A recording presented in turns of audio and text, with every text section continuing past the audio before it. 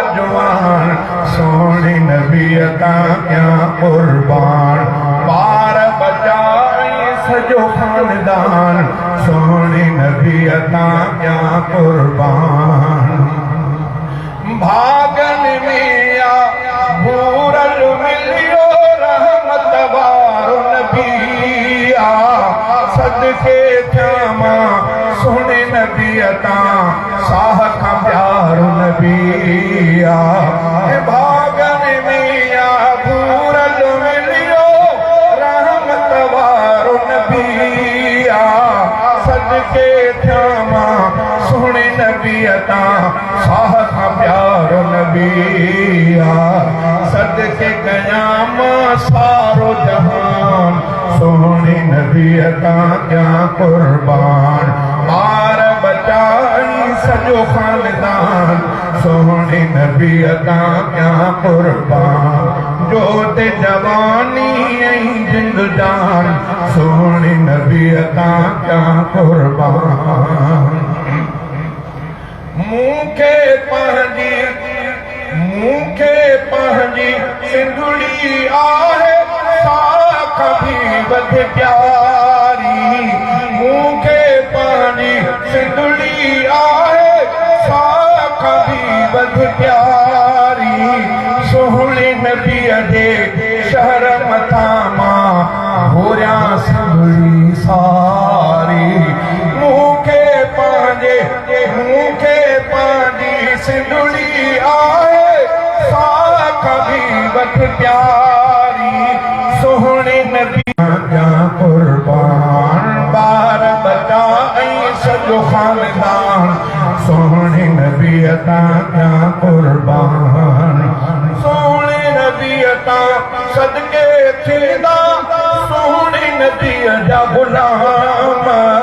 हाफिज कारी आलिम तालिब भूर खतीब इमाम हाफिज कारी आलिम तालिब भूर खतीब इमाम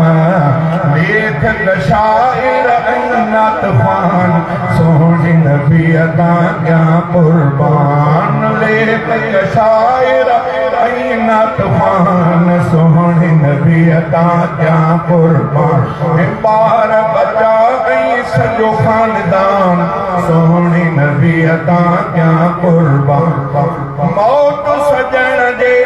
मोहब्बत में महमूदत मूंखे कबूला बंगुलाणीअ जे दिल में सदाई सांढल इश्क़ रसूला इश्क़ कुर्बान मोहम्मद खां पोइ नबी थी न सघंदो सहाबा जे मटको वली थी न सघंदो नारे तकबीर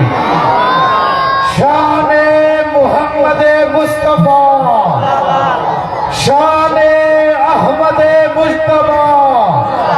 शाने सहाबा नारे तकबीर मोहम्मद खां पोइ नबी थी न सघंदो सहाबा जे मटको वली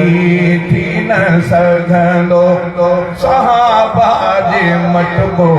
वली थी न सघंदो मोहम्मद खां पोइ नबी थी न सघंदो सहाबा जे मटको वली थी न सघंदो सितारनि जी सिज हूंदे कहिड़ी ज़रूरत न गॾु थी सघनि था मजाज़ई हक़ीक़त सितारनि जी सिज हूंदे कहिड़ी ज़रूरत न गॾु थी सघनि था मजाज़ई हक़ीक़त अमानत मोहम्मद जी ख़तमुन नबूवत भाई बारो इन में कोई थी न सघंदो भाई बारो में कोई थी न सघंदो मोहम्मद खां पोइ को नबी थी न सघंदो सहाबा जे मटको वली थी न सघंदो सहाबा जे मटको वली थी न सघंदो रुगो साल 12 महीना फिरे थो ऐं हफ़्तो बेसत ॾींहं बस ॾिस रखे थो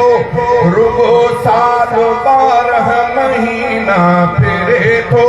ऐं हफ़्तो बेसत ॾींहं बस ॾिस रखे थो